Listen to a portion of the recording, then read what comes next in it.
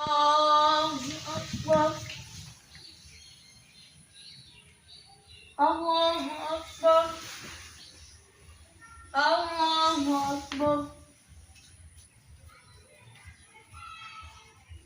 الله أكبر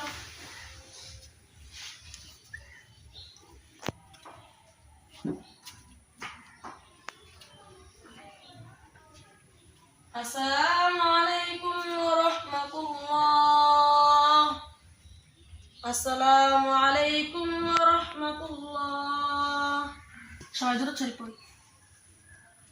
ইমাম সাহেব বলেন। আমি তো সভাপতি এই মসজিদের, আমার ছেলের চাকরি হয়েছে, আপনারা একটু দোয়া করে দিয়েন যে আমার ছেলের বেতনটা ভালো হয়, যদি ভালোভাবে চাকরি করতে পারে। আচ্ছা ঠিক আছে, বসেন, দোয়া করে দিতেছি। আল্লাহুম্মা আমিন।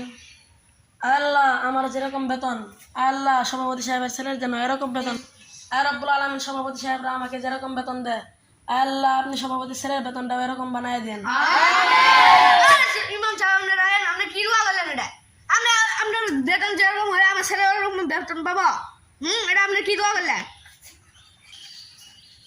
ঠিকই তো দোয়া করছি, আপনারা আমাকে যেরকম বেতন দেন আমি আল্লাহর কাছে ওই দোয়া করছি, আল্লাহ যেন আপনার ছেলেকে ওরকম বেতন দেয়। আমি যদি চলবার ভাই আপনার ছেলে চলবার পাবো নাকি? আপনি একটু বসেন, আমি সভাপতির সাথে কথা বলেছি। হুজুর এক যে বগির বেতন দেন, আপনি বেটা কত দেন? মানুষেরা এই বগির বেতন দেন। আমার বেটার এই 5-6 হাজার টাকা দিয়ে আমার বেটার পুষ্প, আমার বেটার ইমান সাহেব একবার 19 তারিখে দেয়, একবার 20 তারিখে দেয়, একবার 8 তারিখে দেয়। আপনি ইমান সাহেব দেন কে? আপনি ইমান সাহেব বগুলো নাই, আপনার কারণে ইমান সাহেবরা নষ্ট হয়। আপনারা 5-6 হাজার টাকা বেতন আর মাথা গরম করিয়ে না, সামনে বারে যদি ইমান সাহেব বেতন না পারে আপনার সভাপতি ছুটাই পেলাম। না না, আমি সভাপতি সাহেব বুঝাই বলতাছি।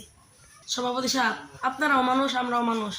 আপনাদের যেমন 3-4 হাজার টাকা দিয়ে হয় না, আমাদেরও হয় না, আমাদেরও সন্তান আছে।